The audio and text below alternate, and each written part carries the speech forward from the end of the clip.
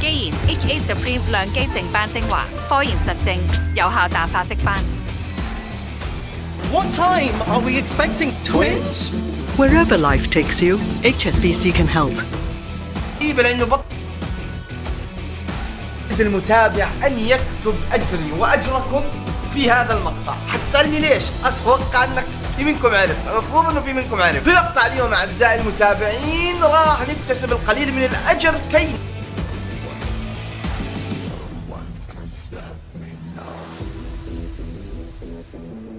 لأنه بطل يكون موجود بالفارم لين. ما بطول عليكم كثير بالمقدمات، رابط صناع المحتوى هو بالوصف.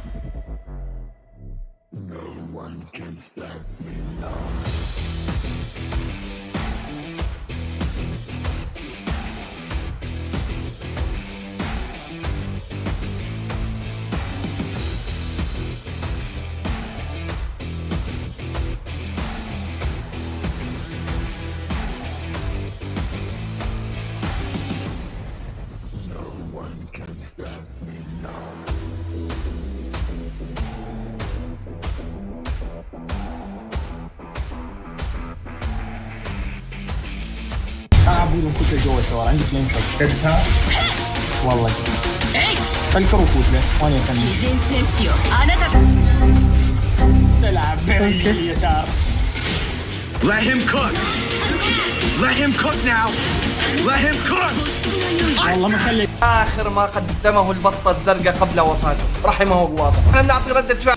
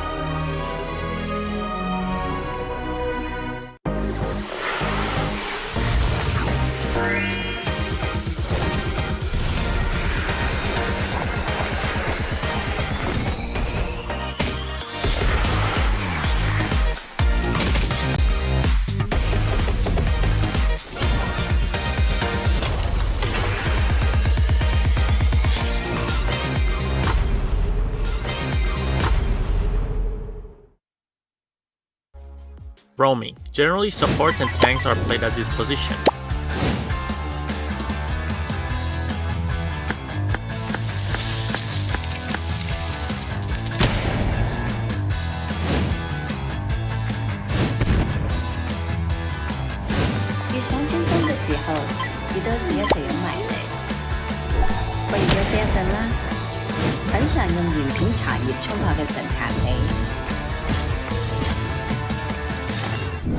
In today's video, we're gonna be going over Dharma, so I'm gonna show you guys a brand new gameplay of Dharma on the skin, the Golden Leo skin.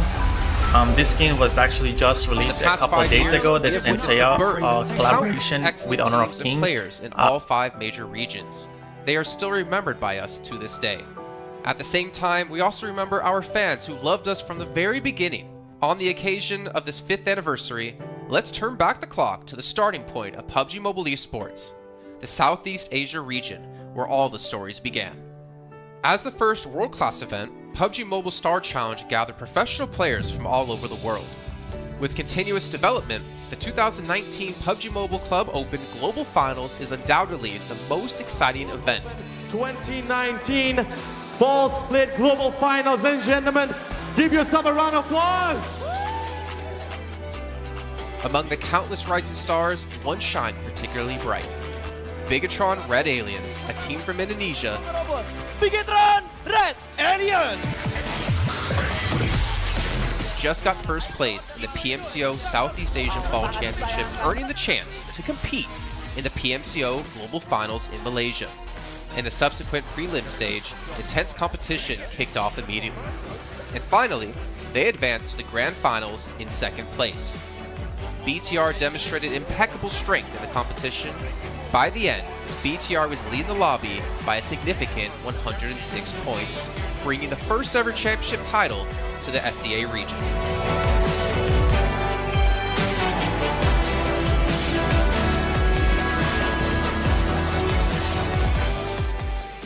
Di saat itu siapa yang gak kenal dengan nama Bigatron gitu? Tim yang punya segudang prestasi, mereka juara dunia di PMCO Global Finals tahun 2019.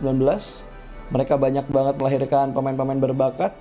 Zuxi, Luxi, Ryzen, Microboy. Terus habis itu Zuxi, Luxi juga saat mereka menjadi juara dunia, mereka berada di masa prime-nya mereka banget. PUBG Mobile Esports always strives to develop and grow year after year. That's why we made sure to continue the support and build the SEA region. In 2020, the improvement of the competitive schedule introduced the World League, which later became the World Invitational. We also launched the PUBG Mobile Pro League, where even more outstanding teams joined the competitive stage. In the 2020 PMWL, BTR once again clinched the championship in the East. This had given Southeast Asia the title of the strongest region in the world. They hoped to continue their legacy at the PUBG Mobile Global Championship, the pinnacle of PUBG Mobile Esports. However, BTR was not able to repeat the performance from the previous year. This round, winner, chicken dinner, Nova XQL! With the rise of Team Nova, countless brilliant moments were had, but this also left many players with regret. After BTR Red Alien won the Global Championship in Kuala Lumpur, we thought C region was the best. We thought nobody could beat C region except maybe Dominate the Mother, maybe Mega Conqueror. Lo siento, culpa mía. Triple kill. Tu equipo descubrió una double kill enemiga. Quadra kill. Yeah. They own all the teams. They were very good. Continuous efforts. Lo siento, culpa mía. For example, placed third in the 2020 PMWI East League, also secured second place in the PMGC East League. FaZe Clan also made their debut on the world stage. Có thể nói 2021 là năm thành công nhất của Đình Hồ Xavier trên đấu trường quốc tế. 晶瑩剔透啦，要喚醒肌膚原生透明感。我有 SK2 神仙水，蘊含超過90% Pitera，更細緻、更透亮、更光澤。Arigato, Pitera。 Undoubtedly, the year 2022 has brought the greatest changes to the SEA region. Vampire Esports emerged, dominating 2022. Ya estamos aquí, familia. Bueno, hoy vamos a hablar sobre la joya. ¿Sabéis? Los que ya jugaron a Valor en su día. Había un... While also setting records for most chicken dinners, most eliminations, and more. They were not only facing competitors from the SEA region, but from all over the world. Everyone was talking about VPE and wondering if they can maintain their performance at the Global Championship or if it was just a stroke of good luck. On the last day of the 2022 PMGC Grand Finals, VPE won 3 chicken dinners alone, moving from the bottom of the table to 6th place, achieving the best result for the SEA region. They pulled off another miracle, but sadly, it was not enough to win it all. In 2023, VPE continued their impressive performance. They once again won everything at the 2023 PMWI. 2023 PUBG Mobile World Invitational Champions, Vampire Esports!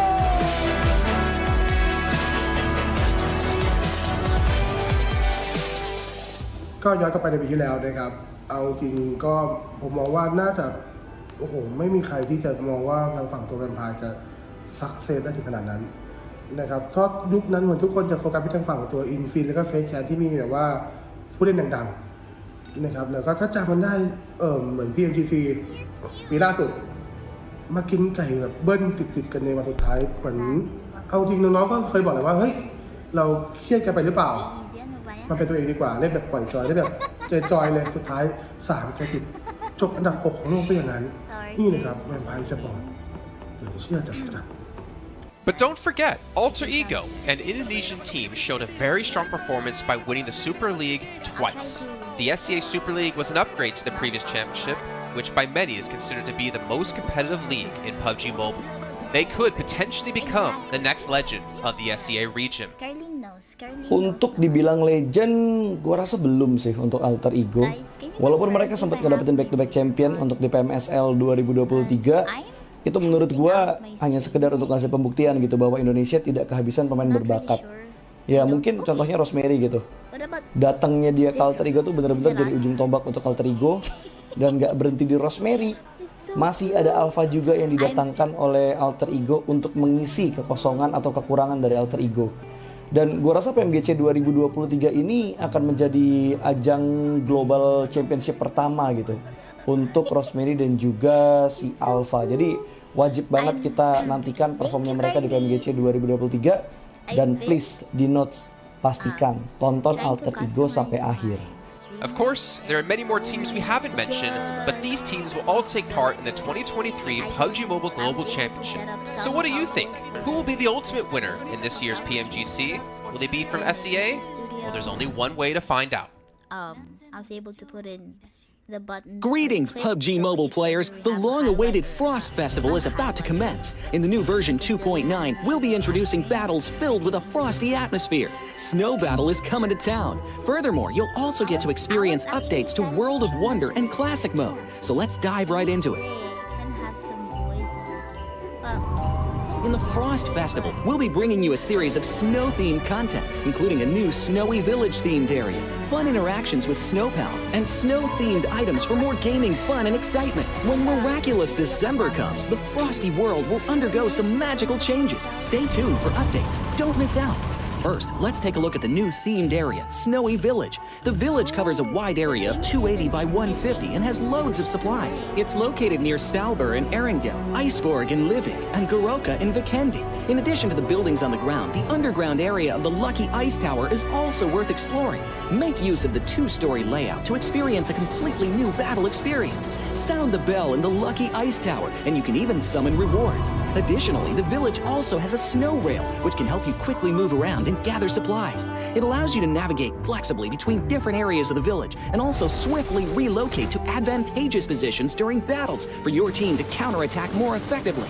Of course, you should always remain vigilant to avoid becoming the target of an ambush. What's more, the village also features a special two-seat vehicle, the Reindeer. It's also a great choice for transportation as it allows you to swiftly move all over the map.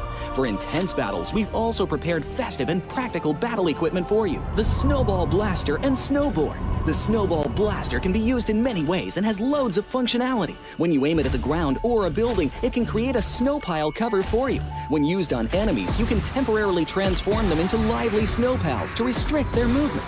When facing bodies of water, you can use the Snowball Blaster to freeze the surface so that you can walk on it. It's definitely a practical yet entertaining weapon. After transforming into a lively snow pal, you will be unable to use firearms to do battle. You'll only be able to rely on basic actions such as walking, running, jumping, and swimming to evade enemy pursuit. It takes some time before you can revert to your human form. Let's build a snowman together. The snowboard will also bring you a whole new experience. Apart from helping you glide and move on various surfaces, it can also be used with the Snowball Blaster. Explore the many possibilities and use these two items to have all kinds of fun. We've also designed various interactive mechanics, such as searching for snow toddlers, lucky ice, and the snow blast zone. When you encounter a lucky snowman on the map, don't be in a rush to leave. There are 4 lost little snowmen hidden near the lucky snowman. Search for the 4 hidden snow toddlers and bring them back to the large snowman. You'll then receive a token of gratitude. There are lots of lucky ice scattered across the map. Shatter the ice to get the supplies inside. Try using a melee weapon to break the ice more easily. Furthermore, you'll find that snow has engulfed some red zones on the map, and the falling snow will bring about many interesting effects. Players within a snow blast zone will be transformed into a lively snow pal if they're hit by the snow. If the snow lands on the ground, a snow pile cover will be created. In this World of Wonder update, we'll be introducing a brand new transformation skill gameplay and a catch me hide and seek gameplay for you to enjoy the transformation skills to the fullest. Of course, you can also use this skill to create more interesting creations. We've also added a Snowy Village map template to celebrate the Frost Festival with creators. Additionally, we've also made some updates and improvements to gameplay devices, game parameter settings, and the editor. For more details, please follow the official PUBG mobile community. We'll continue introducing the latest WoW content to everyone. As for Classic Mode, we've also made some improvements to vehicles, firearms, creation mode, emotes, settings, and more. First, we've enhanced the designated marksman rifles. Some DMRs can be equipped with the full auto mod to fire in full auto. We've also improved the attributes and handling of some vehicles to enhance your driving experience. We've also added a new garage mechanic. From now on, you can choose your dream ride during matches. Meanwhile, we've also added a custom SFX adjustment feature. You can adjust the volume of some sound effects to whatever best suits you. As for creation mode, we'll be introducing some quick view features for watching the victory dance and fireworks displays and the new Frozen Kingdom themed performance in order to provide players with more possibilities for creative content. Furthermore, we've expanded the emote backpack. Now you can equip more emotes before entering the battleground. That's a wrap for the main content in this new version. In addition, new content will be added to the popularity battle event, Metro Royale, and season rewards. For more details, follow our official PUBG mobile community. Snow Battle is coming to town. Winner, winner, chicken dinner. In 2020, while the eyes of most PUBG Mobile viewers were focused on Southeast Asia as well as other regions, there was one region in particular that went under the radar, the 2020 EMEA League. Numerous teams from different regions were fighting for a spot in the 2020 PMGC. Among them, the teams from the EU region were the most dazzling. Kanina Power, which had previously won 3rd place in the 2020 PMWL West League, managed to break through and eventually won 6th place in the 2020 PMGC. Class Dilge Athletics from Turkey also successfully took 8th place. For the entire EU region, this was a great start, and in the future, the EU region would grow into an even stronger region. The EU region seems to have endless potential. They always have a number of astonishingly talented newcomers. In the 2021 PMWI, in addition to the veteran team Kanina Power taking 2nd place, the newly reorganized team in 2021, Next Ria, Xenox in the smokes, the solo by themselves, surprisingly won 3rd place. The EU region seems to just have endless potential. There's always a number of astonishingly talented newcomers coming up through the ranks, developing their skills, and in 2021 at the PMWI, you had some of the veterans there for sure. Kanina Power taking 2nd place, an incredible performance coming through from them to get that 2nd place. But not only that, you had the reorganized team for Next Ruya in 2021 who won PMPL Turkey. They came 1st in their region and then were invited on the back of that to the PMWI West to take 3rd place. So these new talents working as this new roster at the time, a phenomenal resurgence there, and there's so much more left in the pipeline, I'm sure, for this region. I'm really excited for what the future has, and I can't wait to see what they've got. In the 2021 PMGC, teams from around the world gathered once again. First of all, worth mentioning is that among all the participating countries in the grand finals, Turkey had the most with 3. Among them, teams like S2G and Next Ria finished 4th and 6th respectively. This was a massive achievement. The efforts of the EU region are constantly bearing fruit. Now they just needed an opportunity. 2021 yılında Dünya Şampiyonası istediğimiz gibi başlamıştı. Çünkü West aşamasında 3 takımımızı birden ilk 6'ya sokmayı başardık ve büyük finallere 3 takımımızı göndermiştik. S2G 4. olarak buraya katılma hakkı kazanmıştı ve kadrosunda Rip7, Timber, Kalse, Sylas gibi isimler vardı. Büyük finallerde ne yapacağını çok fazla kestiremiyorduk temsilcilerimizin, çünkü dünyadaki takımların iyi performansları söz konusuydu. Büyük finallerde temsilcimiz S2G 4. olmayı başardı. Nexuya 6. olmayı başardı. Maalesef Fenerbahçe ilk 8'in dışarısında kalmıştı.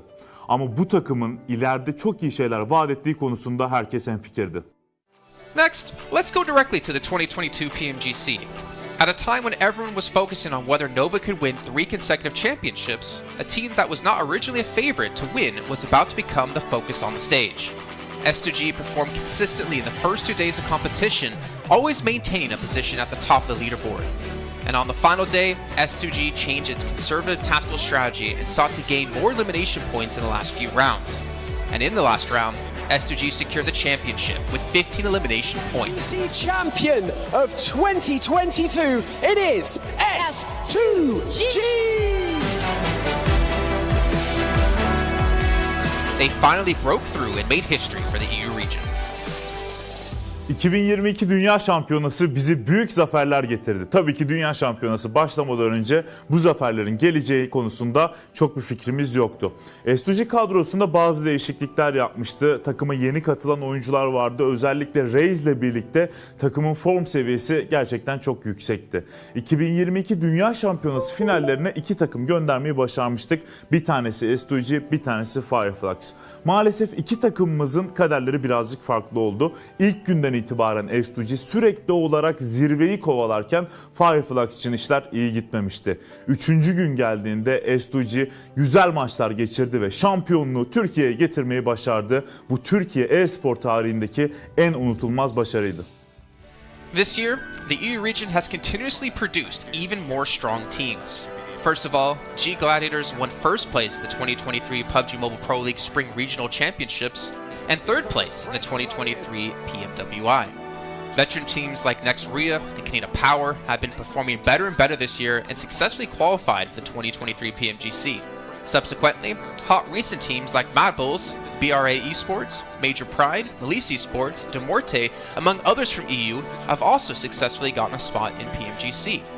They all look forward to continuing the success of the EU region in 2023. There are many questions surrounding PMGC. Will S2G successfully defend their championship? Will another EU team lift the trophy? Could it even be a team unexpected to win it all? Let's witness it together in Turkey.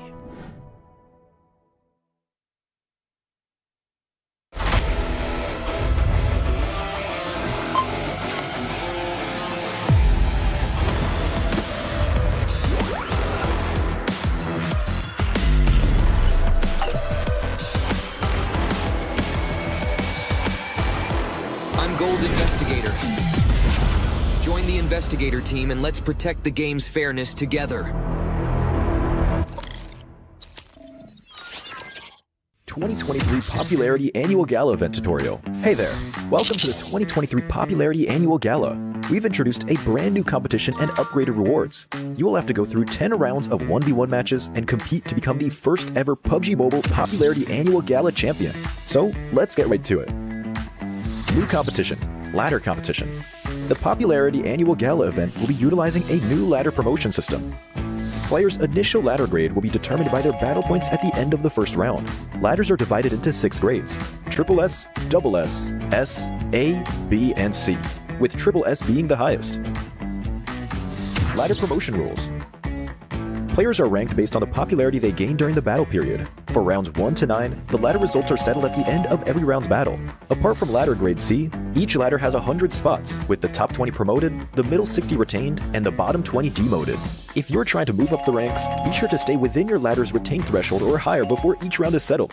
Additionally, ladder grades can only be promoted or demoted by 1 grade at a time, so your performance in the assignment round is crucial. Be sure not to miss it. Final showdown.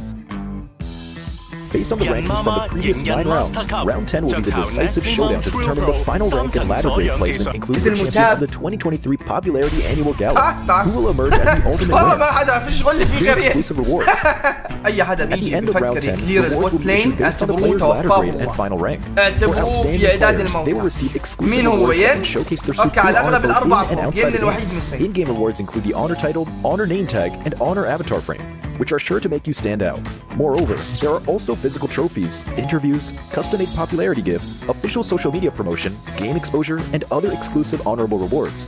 Gain global renown both in and outside the game. What are you waiting for? Participate in the 2023 Popularity Annual Gala now.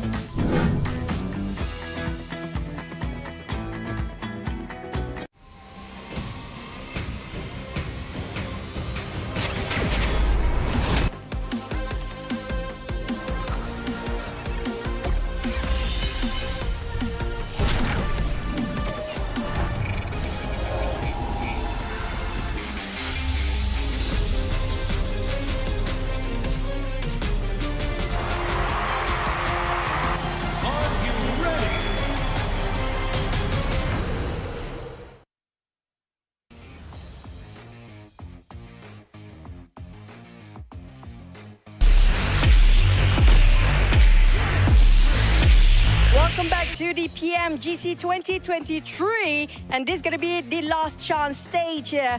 And I'm live in Malaysia, Battle Arena PJ, with me none other than the team coming out from Alter Ego. And that's off our fighting the first video for the day. Now, for Alter Ego, you guys will be the SL champions back to back for you.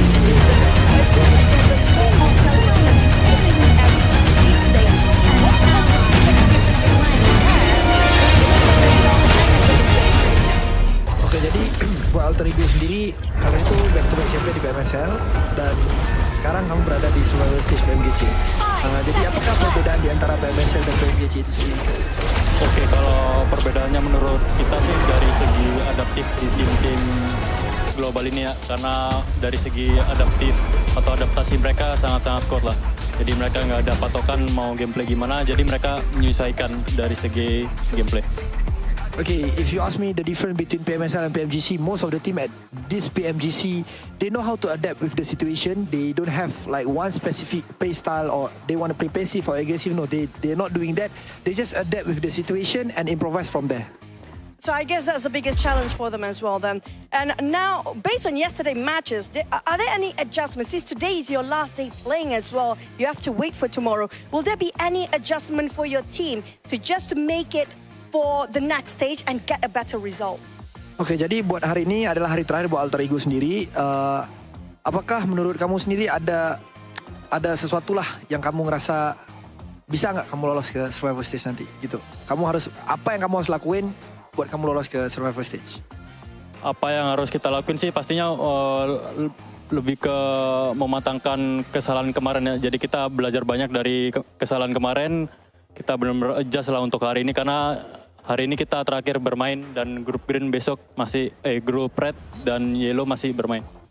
Okay, so for me from Alter Ego, we want to do our best. We already touch up our mistake. We already learned from the past. And yes, of course, today group green and versus red. But then red is going to play in tomorrow. So I think we're going to perform really, really well so that group red is not going to qualify easily to the last chance. Now, I'm going to touch that for a bit more.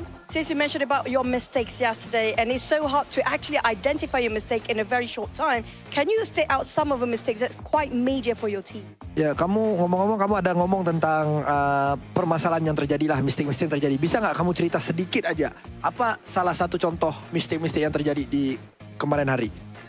Mistake yang kemarin terjadi sih kita belum expect sama keisengan Semnan ya. Jadi benar-benar dari semua map kita benar-benar dekat sama dia dan lumayan mengganggu gameplay kita lah. So the things that I don't expect is the playstyle from Sem9. So that's the mistake that we learned back then is because of our drop spot in every map is quite near with Sem9, and yeah, we don't expect these things gonna happen, and yes, they give us so much trouble. I mean, that's the unexpected to be happening on the global stage, definitely now. You mentioned about Sem9. Are they one of your greatest threat when it comes to this stage, or will there be somebody else so far? Kamu ngomong Sem9 nih, kamu mention Sem9. Apakah Sem9 itu salah satu tim yang kamu ngerasa PR terbesar kamu, ataupun ada tim-tim yang lain? Enggak sih. Karena emang kemarin iseng aja, kita nggak expect dia bakalan main se-iseng itu. Okay. So basically, it's not really Sem9 is our biggest threat, but then we just don't expect they're gonna play like that. Okay, so we might have more surprises for today, by the way. With tight points among the teams, and you still have a great chance to make it to the last chance stage. What's your focus to improve your rankings since today is your last day? And what do you think is the most important outcome for today's games? Oke, jadi kalau kita lihat dari point system, poin kalian itu tidaklah terlalu jauh untuk kamu lolos ke ke last chance. Jadi, apakah fokus terbesar yang kamu mau fokusin hari ini supaya kamu bisa lolos ke last chance? Kita lebih ngemaksimalin tiap game sih. Jadi, kalau tiap game kita mendapatkan hasil yang bagus, poin juga bakalan ikutan bagus juga. Jadi, kita fokus game per game. Okay, so basically we're gonna focus on each game. We're gonna focus on our first game first. It's because of I believe if we focus on each game, the point will come afterward. So we're just gonna do our best in every single map so that we're gonna maximize our point. I agree. It's one step at a time, one thing at a time as well. But we're done here on stage live. We're going to toss it back to the casters. Good luck, all the best for all the teams out there competing, especially when it comes to Green Group. Today will be the last day performing, and the next day they have to just wait it out. We're just going to toss it back to the casters. Casters, take it away.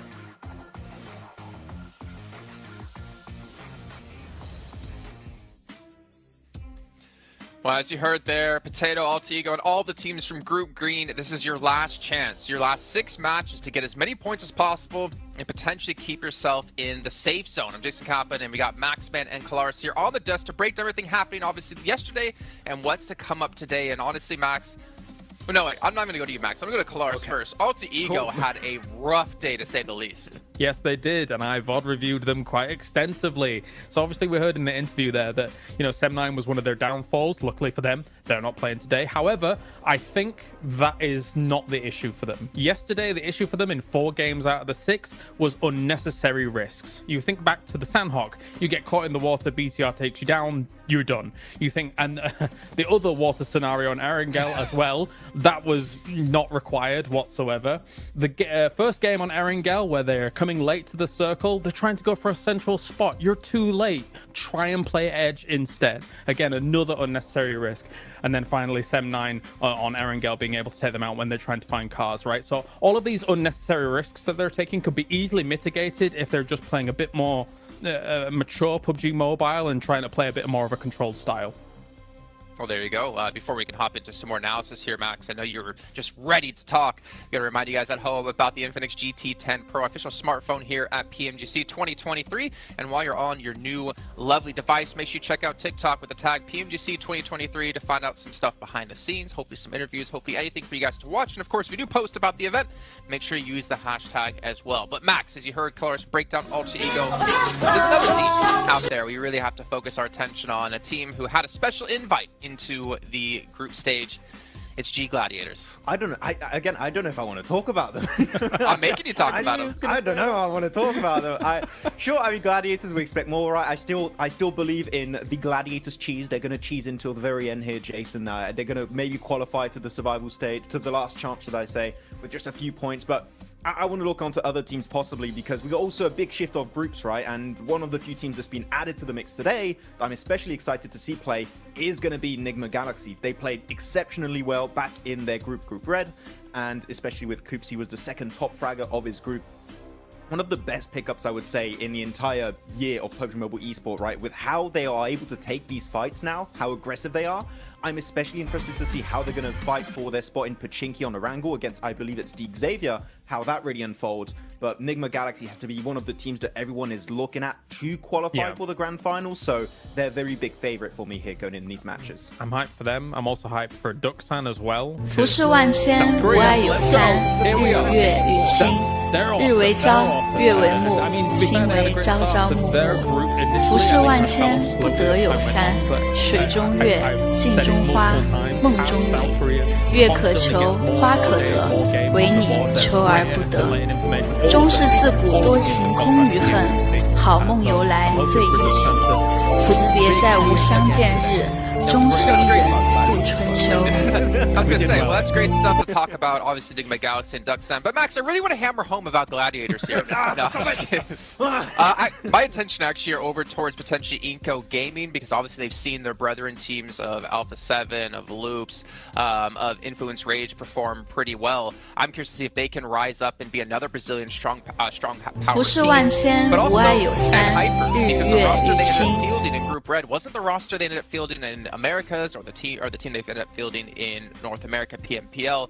I mean, to be fair, GFan on the roster was surprised to see them do so well in the group, considering GFan's kind of been out of the team for a while now. But they have, I guess, a lot of pressure coming their way from North America in general, considering they're our only representative. And I don't know. It's going to be tough, man. That's all I can say. I know that Zifan is watching a lot of, doing a lot of viewer parties, watching a lot of the different regions. So I think that might have helped out, actually, because he knows kind of what to expect in these matches against all these different teams, how they're going to rotate, and how these matches are going to be unfolding. So maybe that has been helping them out quite a bit. But it can't help you against the domination of Brazil right now, because Influence Rage are just running away with it. And as you said already, talking about Inco, Jason, they have already played at this stage. Nenebich in particular, one of my favorite players of the region, that I would like to see them potentially climb up. But that would be too many Brazilian teams almost in the grand finals.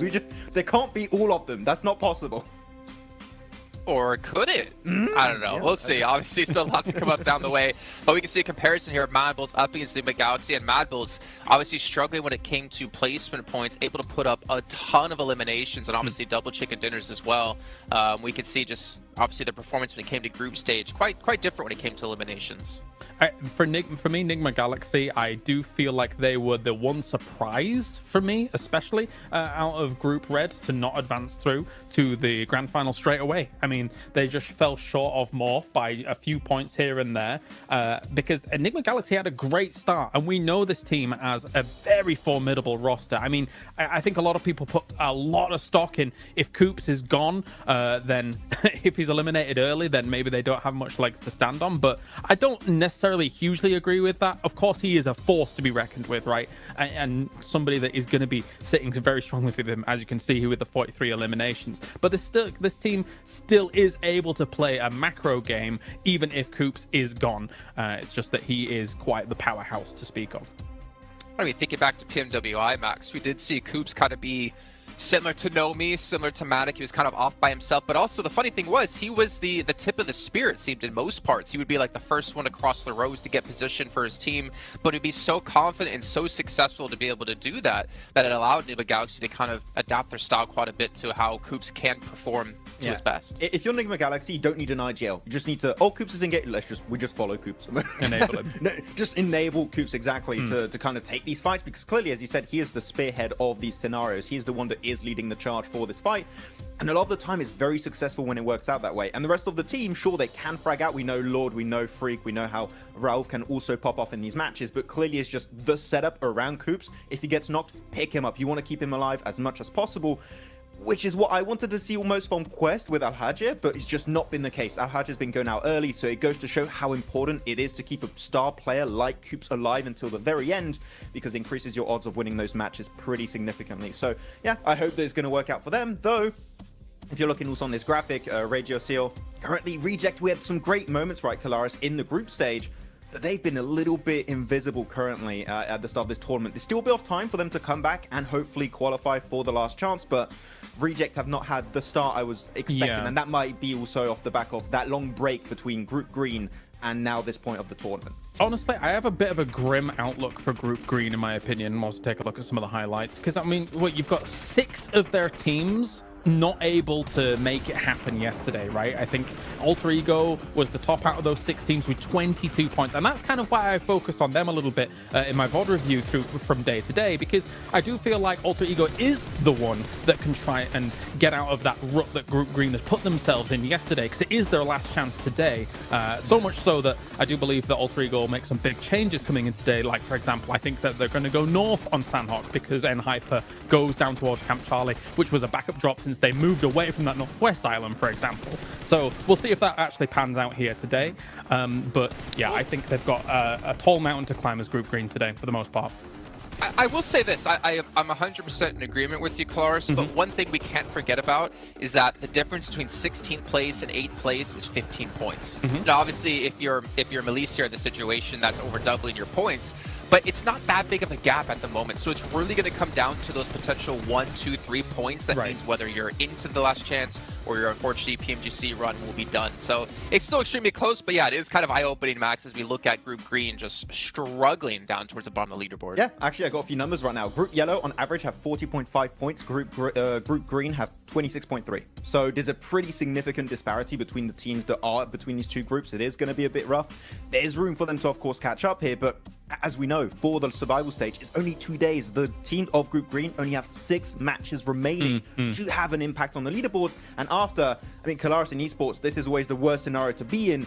You just got to stay and watch and just hope that the other teams around you don't perform well, which is the most insane situation to be in, because you just cannot have the impact you're hoping for anymore. No, for sure. It's a terrifying prospect to actually kind of stare down. For Rejects, of course, I think that obviously right now they got themselves 17 points yesterday. Compare that to the group stage that they had, which was 188 points in total. For me, I don't know if 2 days is enough for Rejects and rotating lobbies for them to gain traction, because Rejects' performances came in the latter stages of their group as a whole, compared to some of the earlier days and the early results. That said, as well, there's some uncharacteristic numbers that came out from yesterday. Procedure, for example, only 10 eliminations across 6 games. This is a team that can get that in 1 game, no problem, considering what we saw from them in the group stage. So my eyes are also on them, aside from Alter Ego, because I just think that they're capable of more. 100%. I completely agree, and unfortunately just not seen out of them and the Twins. But you know what, obviously rotating groups, I think for me, as you kind of mentioned, right, like we have rotating groups, it kind of doesn't favor some of the teams. But for me, PMGC is always about finding the best all-around team, because there's so many different kind of mini tournaments within tournaments, right? You have your group stage where you play out the same teams over the course of 3-4 days. Then you have this event where you have rotating groups, you have to be adaptive. Then you get to the grand finals where it's going to be a sprint, or I guess the last stage coming up in just 2 days, where it's really a sprint, right? With just 2 days of play. You got to be good all around, and we're going to find the team to be just that, hopefully, very, very soon. But one team I did want to focus on, just really quickly, because I want to throw this out there in case it happens. Influence Rage. You're so far in the lead, there should be no chance you're ever going to fall into the bottom 8. Do you start to hot drop on some teams' potential, start to kind of put yourself in rotational paths of some of the teams, well, obviously not them because they're not playing here, maybe Mad Bulls is a better case in the situation, to punish teams and prevent them from potentially qualifying? Because Influence Rage will come tomorrow, Mad Bulls is today. We always theorize this, and it pretty much never happens, right? But I want to see it! You want to see it, okay, but are the teams going to take that risk? I'm not quite sure. You could do it if you want at the second half of the day. I think now is a bit early to do that. You're safe. You're not 100% safe, so just... Mad Bulls? You don't... for Influence Rage, I would just say, just play the half of the day, just chill, normal. Then if you want, and see how it happens. I think the earlier you do it, the more responsive teams are going to be to that, and they're going to adapt around you, potentially hot dropping them, right? So if you Influence Rage, Mad Bulls, BTR, maybe you want to take a bit more time before going for a play like that. I don't know who you'd want to pick out. Maybe Rejects, maybe also Gladiators right now could be a team to take down. I don't know. Could be. I have a thought. I do think Mad Bulls is relatively safe. I mean, considering that I think that the performance will continue here throughout the day. I think if you were going to target anybody based on these two groups alone, I wouldn't even mind looking towards Procedure for on Erangel. If you think about their potential rotational paths from something like Yasnaya going up against kind of Rozhok, sometimes those can potentially clash from time to time, and Erangel is the most, as we all do our little things. Please sir, I want to be next. I think that could be a target. If they were going to do something, I don't know whether they will though. I'd even go on Alter Ego, to be honest. I think that would be a good team to take down. Maybe. They could be a threat. I mean, that's a good point. If you prevent people from hot dropping you when we get into the last chance stage, then it means your position's going to be a lot cleaner. You're limited in games. You have a better chance of qualifying through. But let's see what's going to break down as we're heading to our first match of the day with Sandhawk. Going to throw it over to our commentators of Jackie and Blink to take it away. Thank you, Jason. Oh, it's exciting already because I kind of like the way you can see we're all there in anticipation. It was cool. I like the way you kind of had, the we're in school blank. We want to get our opinions. Oh, in. yeah. Because even me and you were speculating, we're theory crafting. It's sick, man. This week's going to be so damn good. Like, the quality of games yesterday was great. If that carries on, I'm living for it, Blank. Yeah, I mean, we were having a little chat behind the scenes there. I mean, to be honest with you, there's a lot to talk about here. You have some of these groups here that are now playing their last day. It's Group Green. This is their final day today before we head in towards tomorrow.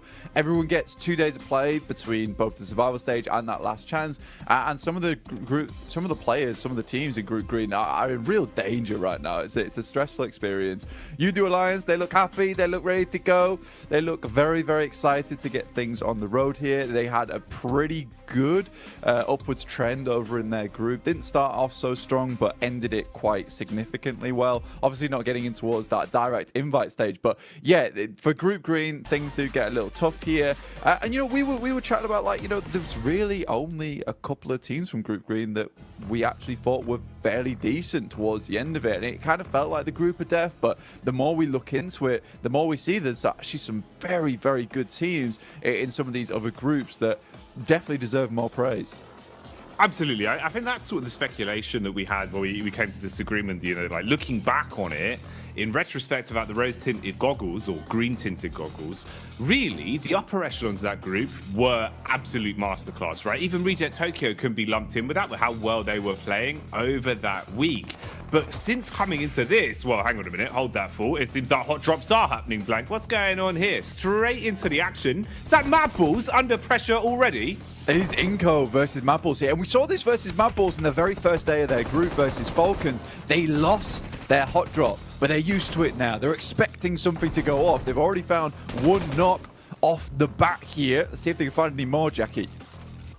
How far can they go with this then? Fleek getting the reload off instantly, trying to assess the situation. Now, Mad Bulls always feel like they were hit with pressure on Sandhawk. Even back in regulation of Group Green, they were being tested for control.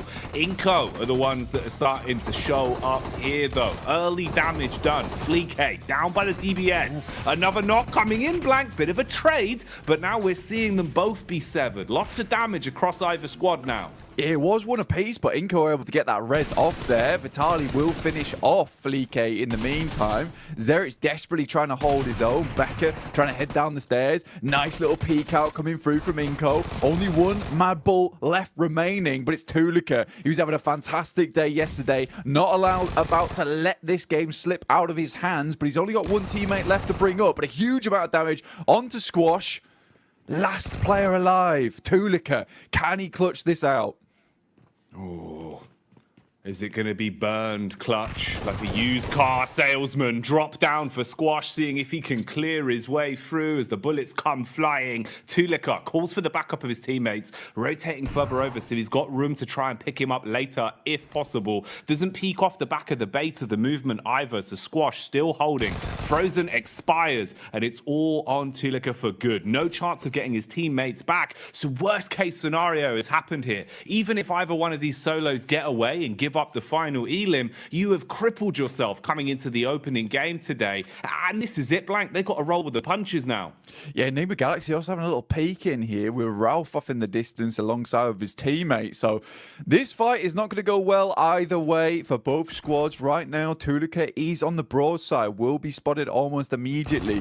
This shotgun that Squash has found himself alongside with the SK-12 that he's currently holding on to, it is just stressful to deal with now for Tulika indeed. One shot will be enough to take him down unless he's at distance, but for the Mad Bulls, this is still sort of an important fight to win out on, right? You do not want to be losing your spot in Ruins. You don't want people to be feeling like you're an easy prey come towards that direct invite towards the PMGC, that global championship. So for anyone watching, all the other teams are already qualified. You know, Mad Bulls having to put on a bit of a performance here, a bit of a display. Goodbye.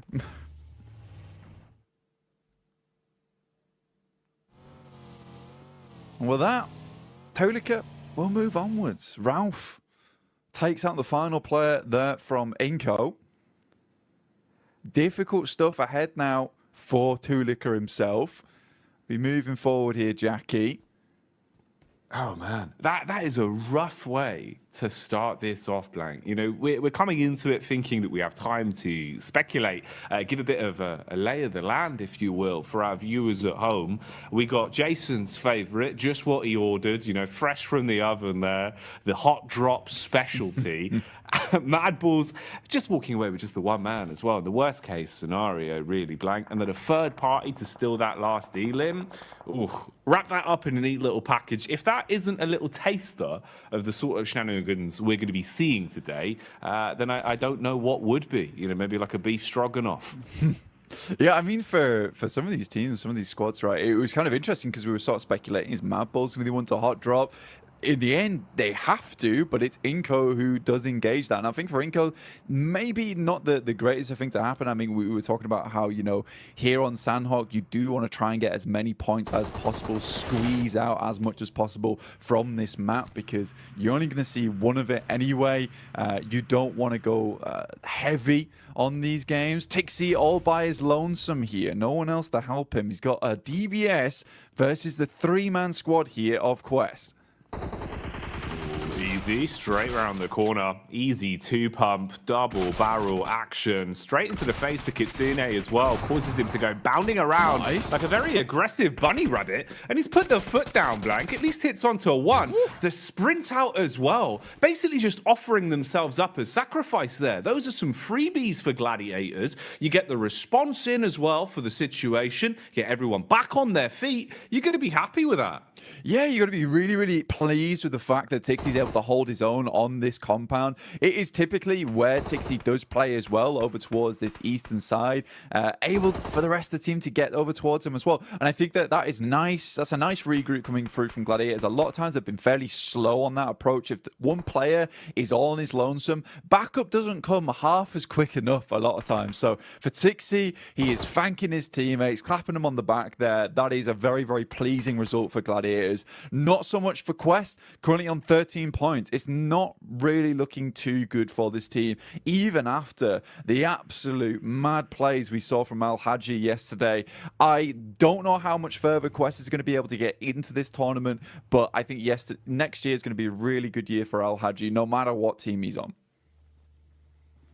I think they've done well, at least in kind of winning the hearts of the fans a little bit as well, with the time we've seen from them on camera, the way they've come across in their interviews, and the resilience we saw, at least in regulation, back in Group Green, right? You know, for them to actually fight through and even still be in the tournament in a position where we can still be talking about them right now, Blank, at least for me, was impressive. It just felt like there was a little bit of room for them to get another step forward. It's a shame how some of the games have gone for Quest, especially yesterday. It was rough. It was raw. Misery back on screens here, though. Evos instantly aggressing, looking to try and build themselves a few points on this one.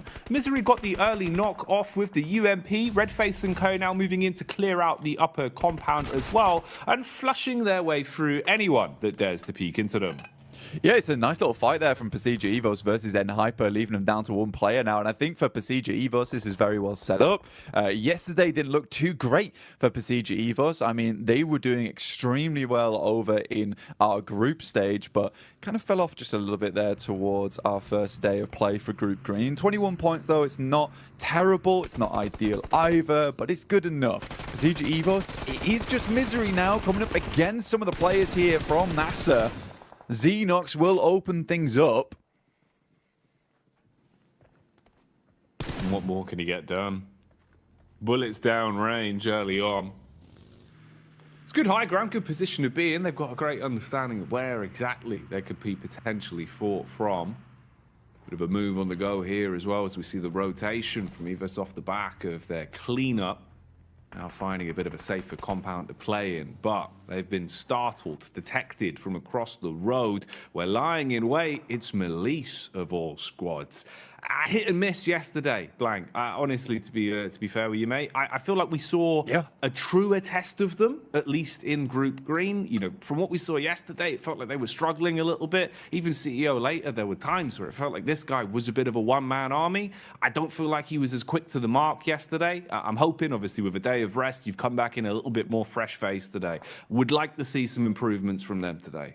Yeah, I mean, for the Turkish squad, it's just a little bit difficult for them at the moment. I mean, they've been making a lot of right moves. And I think for an Edge team that likes to kind of read into opponents' movements around the map and cut the legs out from underneath them, they did a good job of it in terms of theory, right? In theory, where they were playing, it was all fantastic. Then they were going down to these engagements. They weren't always able to win it out very cleanly with a four-man squad going onwards and just clearing from there. And they ended up just losing games very early on. And this kind of the risk with playing Edge a lot of times whilst you're holding out and guarding those Edge sides is that if you get into an engagement there, you lose it, right? There's not much chance of getting very much further into the game. For other teams that like to leapfrog from Edge and then send towards a kind of a middling position between the center of the circle and the outer side of it, you have much more chance to get further into the game and maybe pick yourself some pretty consistent placement points off the back of it. And we had a really good conversation as well yesterday, or even this morning, actually, bloody hell, mixing up my time zones. It's all going so quickly right now, where we were talking about, you know, look, some of these teams yesterday just came out absolutely swinging, and I think in this format you have to, whereas other teams sort of got in their own heads a bit. Yeah, that was one of the big focal points we were kind of sort of umming and ahhing over, about how you could see the difference of, let's say, a team like Influence Rage, who came out just playing their style, just absolutely giving it, right? Any opportunity they had to just swing on a fight, play confidently, going into an engagement, basically thinking, you know, we've already won this. They're just thinking about the points being in their pocket. You're going to have so much more of a better time of it than going into it giving so much respect to teams, overthinking these situations. And we've seen that change. A lot of our squads from Group Green, it feels like their play styles have kind of flip-flopped more so than anything compared to what we were seeing during that regular point. This is an interesting one, actually kind of ties into that. You can see here, Reject Tokyo at least getting a bit more confidence to fight and contest for center control. A little bit lucky there in terms of the draw of the circle, but it works out. You've got a compound, you're in a good spot, and they're going to be pleased with this, mate. They'll be chuffed with that, Blank, because when they had center control, when they felt comfortable early in a compound, this is where we saw some of the better games from Reject, because honestly, they're great on defense, good comms. It just felt like getting there was rough for them. They've been playing a lot of Edge, and it hadn't been working out too well. I'd hope that would be a positive change. Bit of a fight potentially developing here as well. You've got the push up the hill. Focus is drawn from NASA towards the backside, but a few bullets whizzing on by. Room for a bit of a scrap here. Yeah, I think for Enigma Galaxy as well as NASA, this is a case where potentially Enigma Galaxy will just think about just swinging wide of this, potentially trying to get in underneath towards Painan. I think Enigma Galaxy is a team that is very well known for some of their more smart rotations. A little bit of a scout there from Ralph. He's in very much danger now of taking a knock. Luckily, the vehicle is going at a strong 90 miles per hour. Alter Ego zooming in towards where Reject is playing. Already Octa gets taken down here. They try and take control of one Edge. advantage, but Reject has penned them in, locks them into one location. Now the nades can start to come through. There's a lot of damage off the back there. In the meantime, Duxan does take down Ralph. We talked about him earlier being very, very low.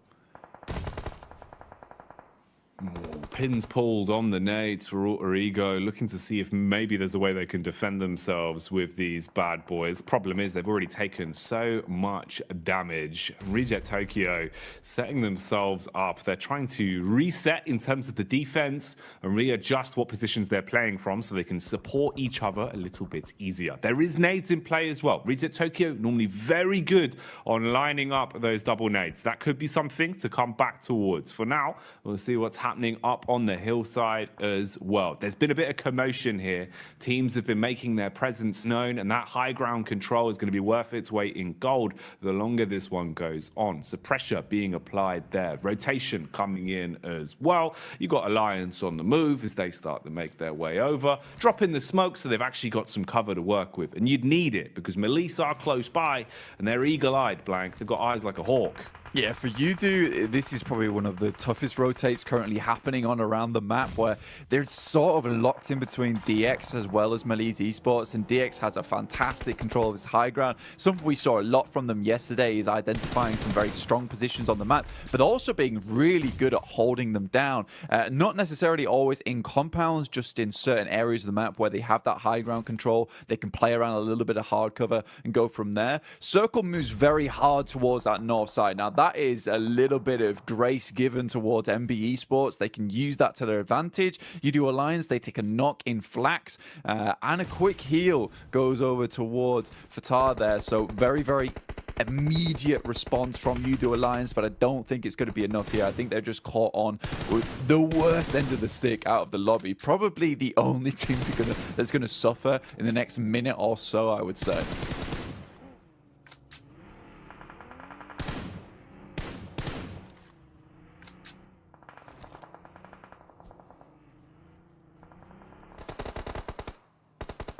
Melisse Esports on this side of the map. Now, Kissu does go down. Poser has a nade in hand. We'll send it over towards Nisa, but Melisse Esports, again, just crumbling a lot during these days. Again, Nisa, 5 eliminations found so far. Really, really good stuff from them. I think this is interesting because it is a lot of these squads that we see a fair few times that just come into these games swinging. They tend to do well, and I would say that this is a very, very good and promising mark of the game going forward here, Jackie.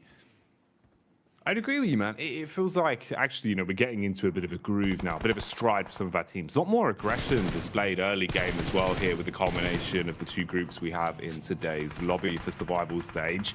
Now, they were being pulled and pushed in multiple directions here. It felt like they weren't quite sure which fight they wanted to set their gaze on, but now they've been thrust into one. They have to try and survive, taking a ton of damage up against Evos. Good lay of the land from Link as well. Knows to look towards the distance. Can see just over the ridge side where his next opponent is coming from. They've got an understanding of where exactly he's playing towards, but with the bullets connecting, they're going to start to farm up these E-limbs. Melisse, meanwhile, are crashing down as well. This is Yudu Alliance still trying to push over that hill. They've been doing this for quite some time, Blank, and maybe it's going to start to work out. Nice connection onto Levites. He's dropped and finished off for good, and they're still pushing in.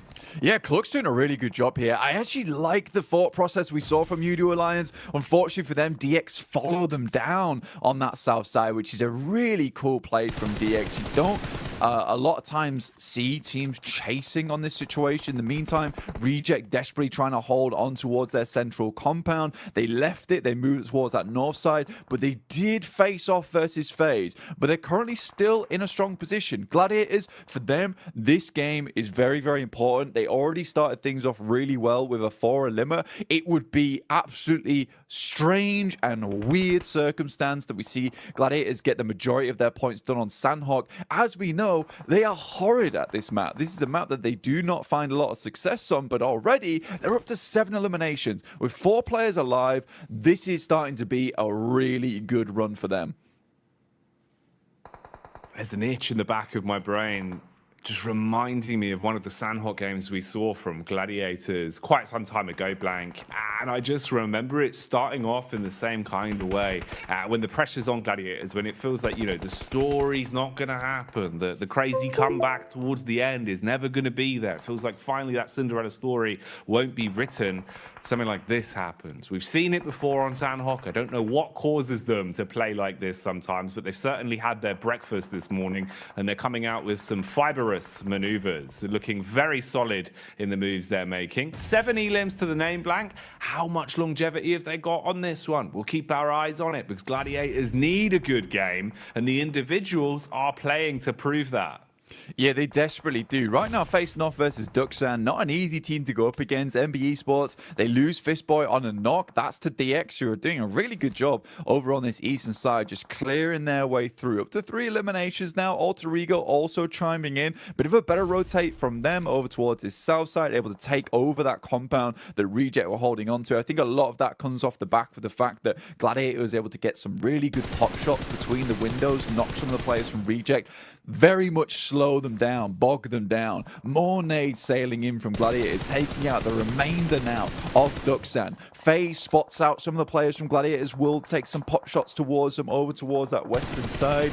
Chow gives his life for the rest of the team, but it's just Paragin now. With Lamborghini down, he is able to get in, but this is more of a survival game for them. Great circle here for the Gladiators. The last minute men, as usual, very much feels like back towards my university days, where the deadline's looming and then suddenly I'm in the library for 24 hours.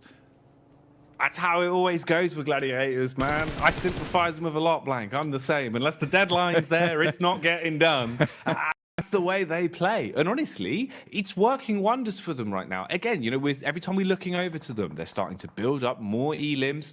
And like you're saying, zone-wise as well, they're in a good position to make a play off this. The one awkward encounter in the dead center as well is Reject Tokyo, now basically being the Reject duo with